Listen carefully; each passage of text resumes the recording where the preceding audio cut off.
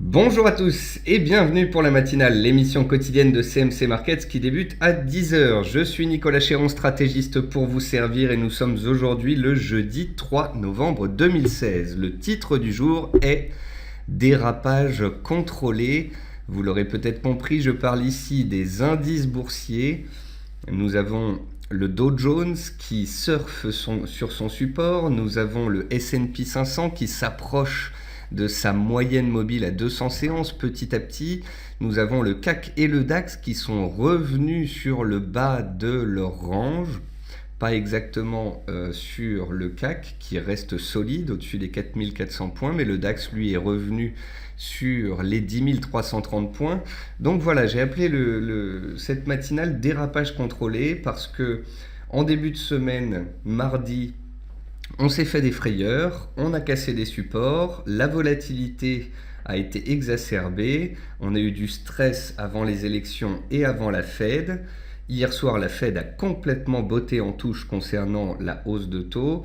Elle a juste renforcé l'idée selon laquelle les taux pourraient être montés éventuellement en décembre. Donc voilà, nous voilà aujourd'hui jeudi. On a des chiffres économiques aujourd'hui. Demain, vendredi, c'est le NFP, donc les chiffres mensuels de l'emploi américain. Et puis mardi, ce sera les élections. Donc gardez en tête que là, les marchés sont vraiment grippés par ces élections. On devrait se stabiliser dans les zones actuelles de prix. On pourrait avoir des décalages demain avec le NFP. Mais voilà. Je pense que là, la situation devrait se stabiliser et que l'on devrait donc se stabiliser sur les indices, sur le dollar, sur l'or, sur l'euro. Demain, on devrait avoir des décalages avec le NFP. Et puis ensuite, le grand rendez-vous, ce sera mardi prochain. Bonjour à tous ceux qui viennent de nous rejoindre donc pour cette émission et je salue également tous ceux qui nous regardent sur YouTube. Vous êtes de plus en plus nombreux. Record historique de la chaîne YouTube de CMC Markets au mois d'octobre et donc je voulais vous en remercier. Avant toute chose, donc, avant de commencer cette émission, un avertissement sur les risques concernant le caractère purement informatif de cette présentation et les CFD. Je vous invite à en prendre note. Vous pouvez, comme tous les matins, utiliser les fonctions de chat et de questions-réponses en haut de votre écran pour pouvoir converser avec moi.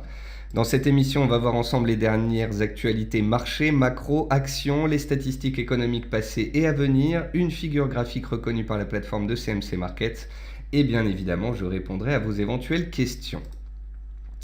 En termes d'actualité marché, le CAC 40 tente un double creux horaire sur les 4400 points, c'est-à-dire qu'il tente de réagir positivement sur ce seuil, testé hier en fin de séance. De nouveau ce matin, on a testé positivement ce seuil et puis on rebondit. On voit que le DAX fait de même sur son support journalier à 10 330 points.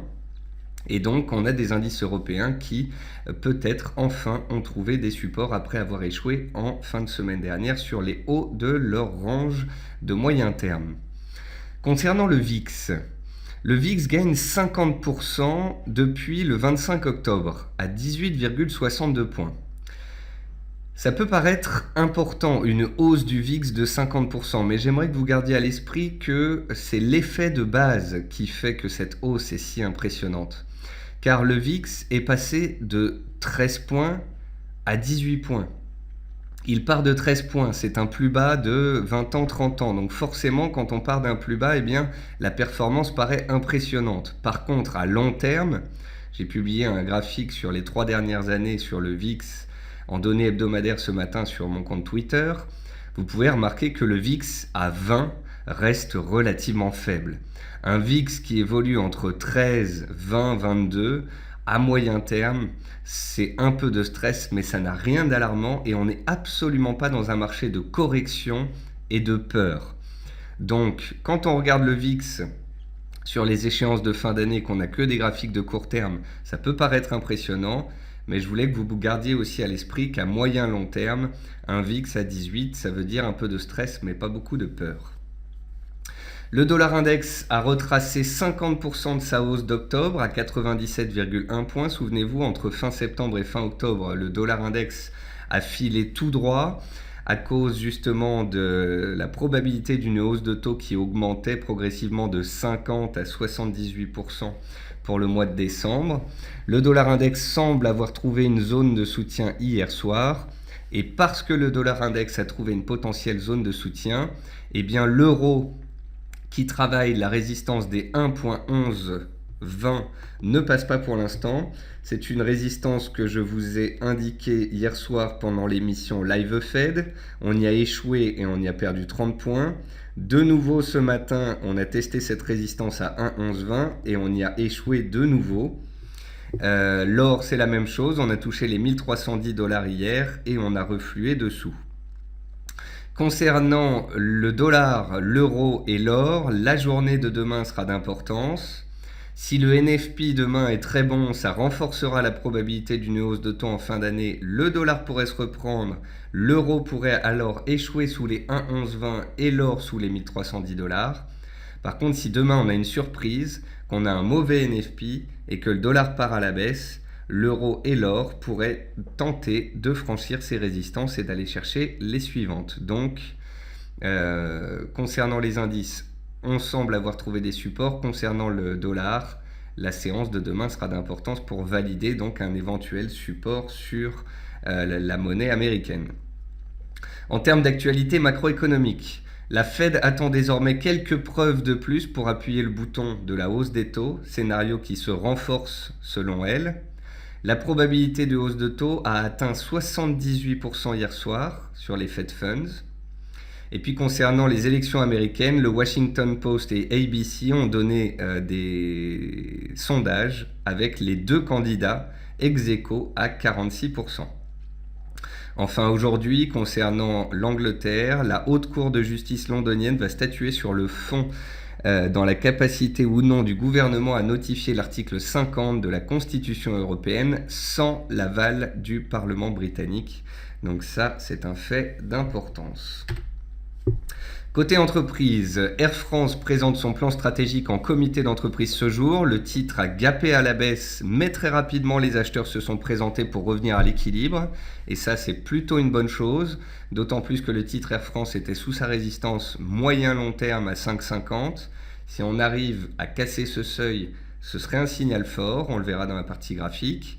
Bonduelle fait état d'une hausse de 4,6% de son chiffre d'affaires au premier trimestre. Donc Bonduelle étant trimestriel décalé, c'est-à-dire que le troisième trimestre pour la plupart des sociétés, c'est le premier trimestre pour cette société. Bourbon voit son chiffre d'affaires baisser de 22,2% sur les 9 premiers mois de l'année.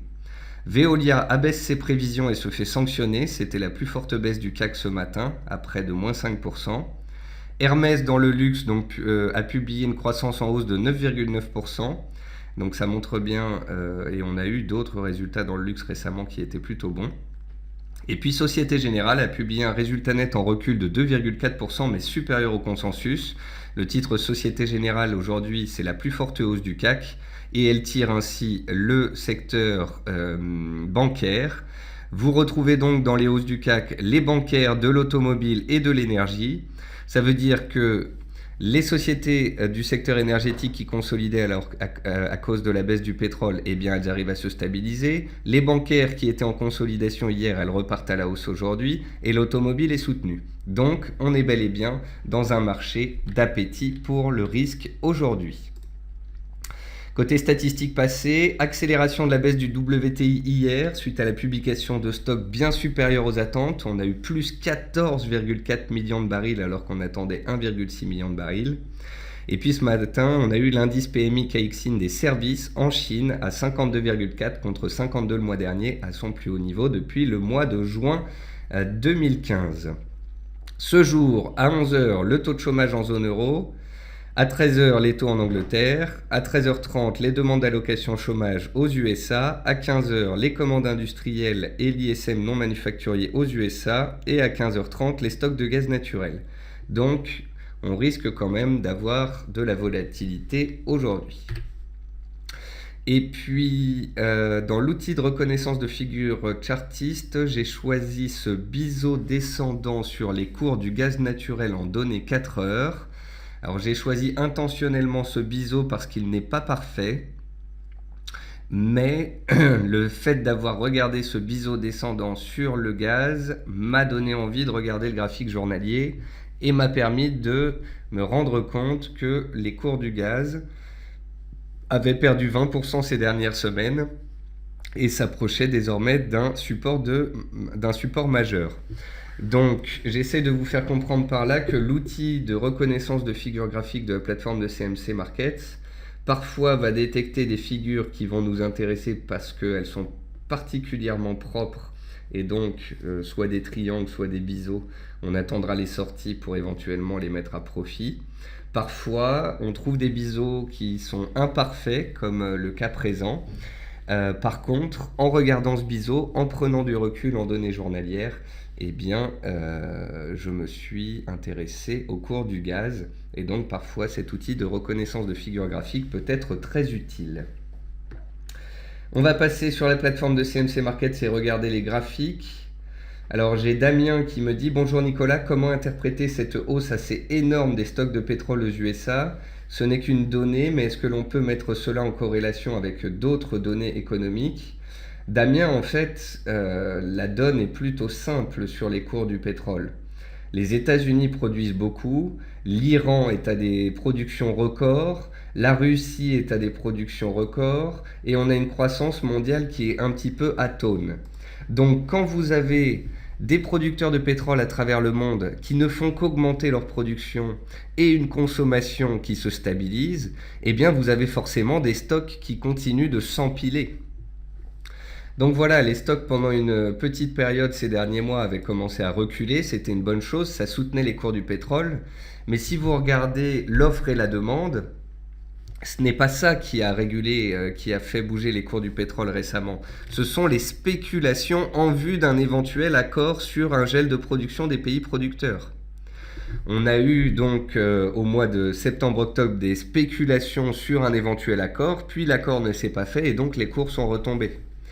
D'ailleurs, je ne sais pas si vous vous souvenez, mais le jour où nous avions eu l'accord des producteurs de pétrole, soi-disant, on va regarder le graphique, je me souviens encore du jour, c'était ici, le 28 septembre.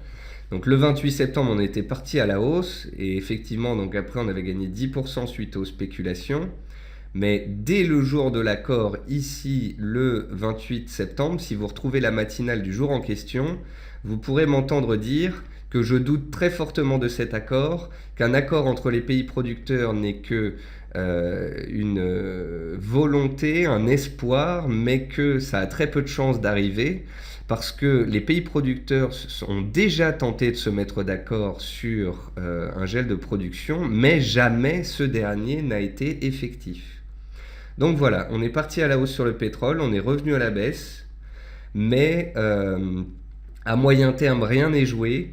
Hier, j'ai mis à jour mon graphique sur le pétrole, et donc vous voyez que sur les 6 derniers mois, en fait, c'est un peu comme le CAC. On est dans un large range, entre 42,50 et 48,8. Ici, on a un excès haussier, ici, on a un excès baissier, ici, on a un excès haussier, et entre deux, on a une large bande de fluctuation.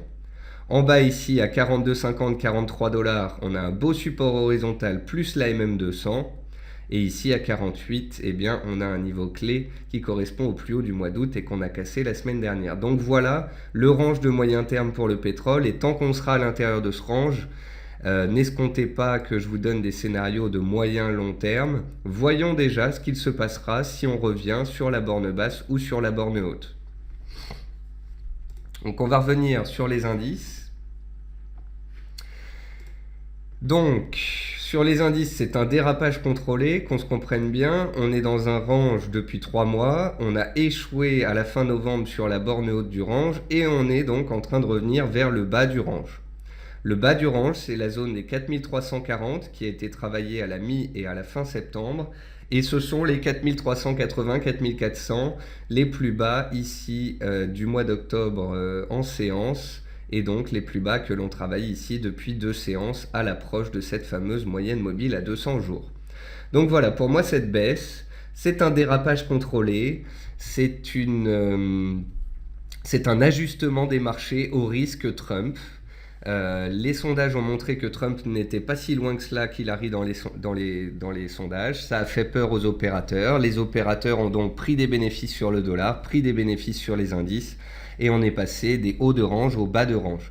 Il n'y a eu aucun signal de moyen terme qui a été donné ces dernières séances, ni ces dernières semaines.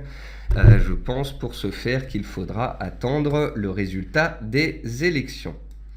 Le DAX, lui, il est venu ici se poser sur les 10 330 points, testé au mois d'octobre. Juste dessous, si on devait aller un cran dessous et se faire peur, il y a les 10 250 en rappel. Le DAX est dans un large range depuis 3 mois. On est passé de la borne haute à la borne basse. Il y a encore un peu de potentiel baissier si tant est que l'on doive se faire peur. Si et seulement si on casse ce range de moyen terme la semaine prochaine après les élections, on parlera de chute, de baisse, de retournement, de peur et tout ce que vous voulez.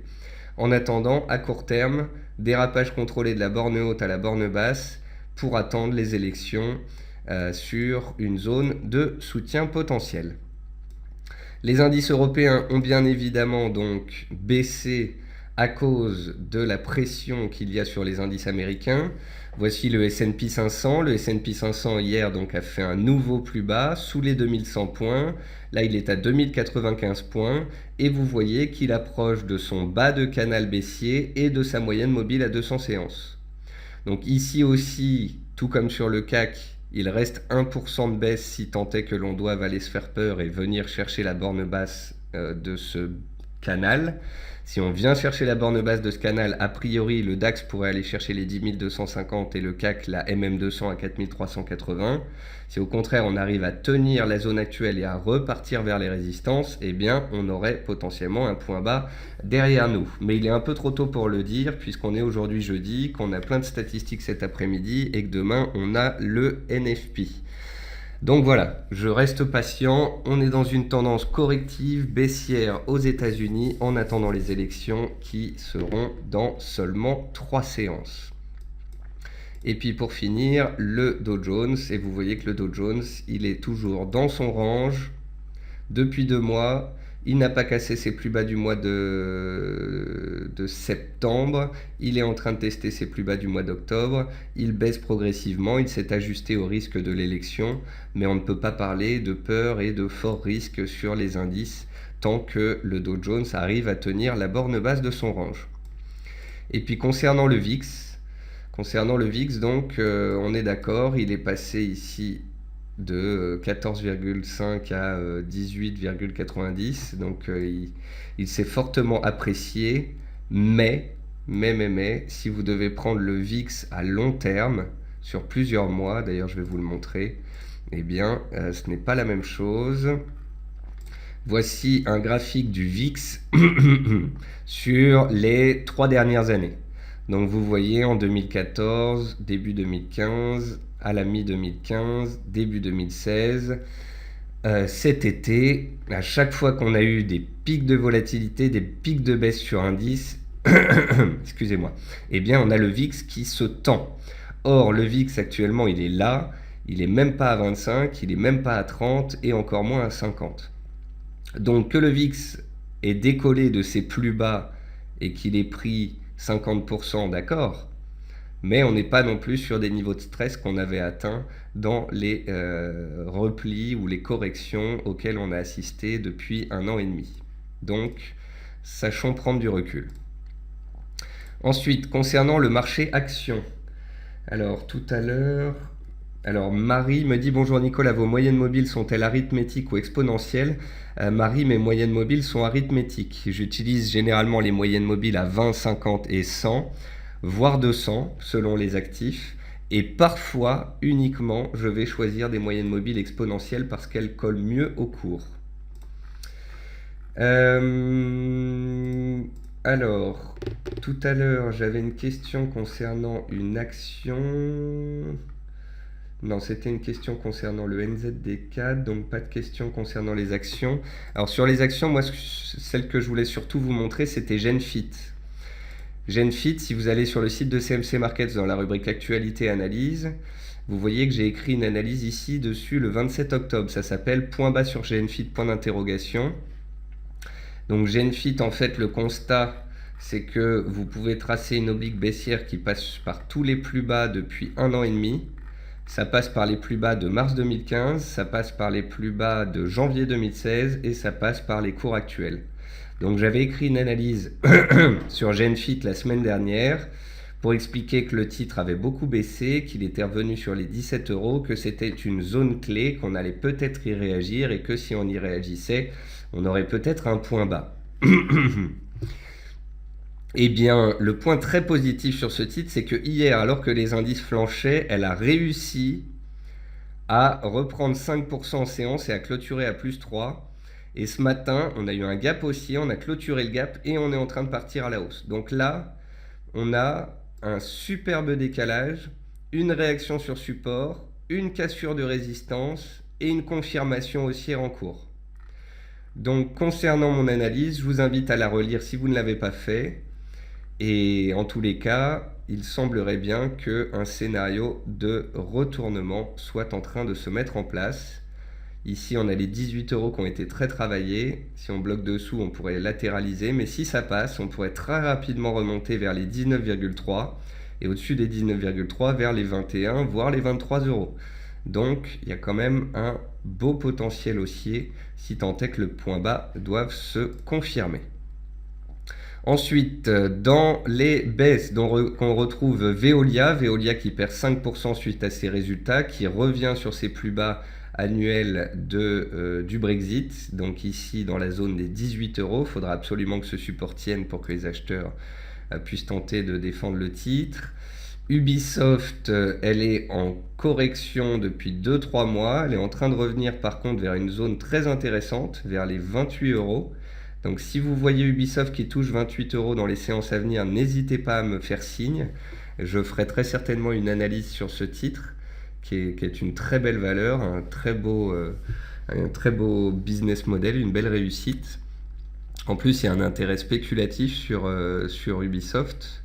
Donc voilà, si on revient à 28 euros ici, il sera temps de la surveiller.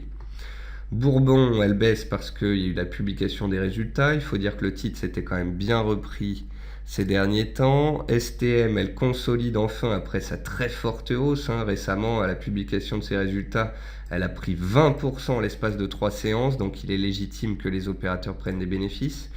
En plus, me semble-t-il, on s'est arrêté, vous voyez, sur cette zone des 8,20, 8,30, 8,40. Une zone travaillée en début 2015. Donc il ne faut pas oublier que le titre était à 4,80 € au mois de juillet et qu'il a pratiquement doublé. Donc il faut parfois aussi prendre du recul sur la situation. On a eu un magnifique parcours haussier. Et peut-être que cette hausse ici en ligne droite était un peu trop violente. Ensuite, dans les hausses, on retrouve Sopra Group, belle éjection haussière. Bon, c'est un titre que je ne suis pas beaucoup. On retrouve Société Générale, donc, qui consolidait ses dernières séances et qui repart à l'assaut en tendance haussière. Vous voyez ici, Société Générale va arriver bientôt, si elle continue de grimper, vers les 37,50 €, une grosse résistance de moyen terme. On retrouve donc Genfit qui tente de se reprendre. On retrouve CGG qui consolide tout comme les cours du pétrole. On retrouve Bonduelle qui a publié. On retrouve Air France. Alors Air France, vraiment, voyez ce qu'il se passe. Le titre est donc dans un grand range depuis 2-3 ans. On avait cassé les 5,50 cet été. On était parti à la baisse. Puis on avait vu il y a 2-3 semaines qu'il y avait un regain d'intérêt sur le titre. Ensuite, je vous avais indiqué les 5,50 comme un seuil clé qu'on avait atteint et donc il faut absolument passer cette résistance pour que la hausse reprenne à moyen terme. Si on bloque dessous, on n'ira pas beaucoup plus haut. Alors, voyez ce qui s'est passé ce matin sur Air France, c'est absolument magnifique. Le titre a ouvert à la baisse, en baisse de 3 ou 4%. Il a comblé son gap, laissé ouvert ici le jeudi 20 octobre, et il est reparti à la hausse. Et il est actuellement en hausse par rapport à la clôture d'hier. Donc ça veut dire qu'on a gapé à la baisse sous une résistance majeure, mais que les acheteurs se sont présentés directement. Ça nous a permis de combler un gap qu'on avait laissé ouvert et de revenir directement sous la résistance. Autant dire que si les indices boursiers devaient repartir à la hausse et que Air France arrivait à casser les 5,60 pour de bon, eh bien, cela annihilerait les perspectives baissières et les acheteurs reprendraient alors pleinement la main sur le titre Air France. Donc là, on est vraiment à la croisée des chemins sur cette action. On va passer sur les matières premières. Donc, concernant les matières premières, le sucre a bien rebondi hier après sa forte baisse pendant 6 séances. Pour l'instant, rien de changé concernant mon analyse. Tant qu'on est sous les 21,50, c'est baissier en correction. Si on recasse les 21,50, on annule potentiellement les perspectives baissières. Concernant le jus d'orange, on est sur les plus hauts historiques. Il faudra voir si les plus hauts historiques cassent et engendre une accélération ou si on échoue sous ce seuil, parce que si on échoue sous ce seuil, il y a peut-être une correction qui pourrait s'en suivre après la forte hausse récente. Concernant le pétrole, je vous en ai parlé, on a un grand range de moyen terme 42,50, 48,80, on est en plein milieu à 45,50, j'ai franchement pas grand chose à vous dire dessus. Concernant le blé, l'avoine, le maïs, c'est solide, mais ça ne bouge pas beaucoup. Concernant le riz, c'est baissier sous la moyenne mobile à 60 périodes et on se dirige a priori vers les plus bas annuels. Et concernant l'or, eh bien on échoue sous les 1305-1310 $. C'est une résistance majeure à moyen terme. On l'a atteint hier parce qu'il y avait de l'aversion au risque sur les marchés et une baisse du dollar. Hier soir, le dollar a touché un support, il a rebondi, l'or a touché sa résistance et a donc reflué. Donc vous comprenez bien que le sort de l'or et de beaucoup de paires en dollars est bien évidemment intimement lié au sort du dollar américain. Donc on va justement regarder ce fameux dollar américain. Donc le dollar américain, il est monté de la fin septembre à la fin du mois d'octobre. Il a consolidé pendant une semaine ici sa hausse récente et aussi parce qu'il y avait de la peur à cause de Trump. Vous voyez qu'on est venu chercher ce matin les 50% de retracement de toute la hausse du mois de septembre-octobre. Donc là, on a touché potentiellement un point clé. Si demain le NFP doit être bon et doit faire remonter le dollar, alors l'euro échouera sous les 1,1120 et repartira à la baisse et l'or échouerait théoriquement sous les 1305-1310 et repartirait à la baisse. Si au contraire le NFP surprend et est mauvais demain, là ça peut changer la donne. On peut avoir une baisse un peu plus forte sur le dollar et donc on aurait l'or et l'euro qui challengeraient de nouveau leur résistance. Si vous me demandez mon avis c'est que demain le NFP sera correct et que le dollar tiendra. Voilà, je ne vois pas pour l'instant pourquoi l'or et l'euro-dollar devraient casser leur résistance de court terme.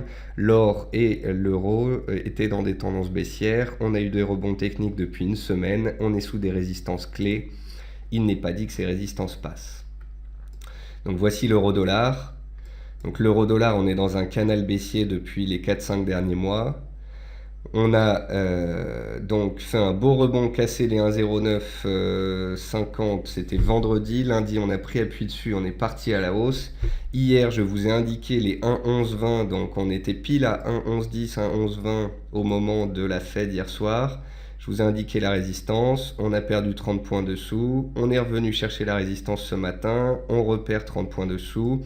Tant que le dollar reste solide et tient ses 50% de retracement, l'euro bloquera sous cette résistance. Si et seulement si les chiffres américains ne sont pas bons, que le dollar perd pied, eh bien l'euro pourrait alors tenter de casser les 1,1120 et de pénétrer la zone de range dans laquelle il était au mois de septembre, entre 1,1120 et 1,1280. Donc l'euro et l'or, c'est exactement la même chose. C'est des beaux rebonds depuis une semaine, dus à la faiblesse du dollar. Par contre, attention, la Fed nous a confirmé qu'elle voulait potentiellement monter les taux en fin d'année. Ça a permis au dollar de se raffermir hier soir. Et si ça doit se confirmer avec les chiffres de vendredi, le dollar repartirait théoriquement à la hausse et l'euro repartirait à la baisse. Et c'est la même chose sur toutes les paires en dollars.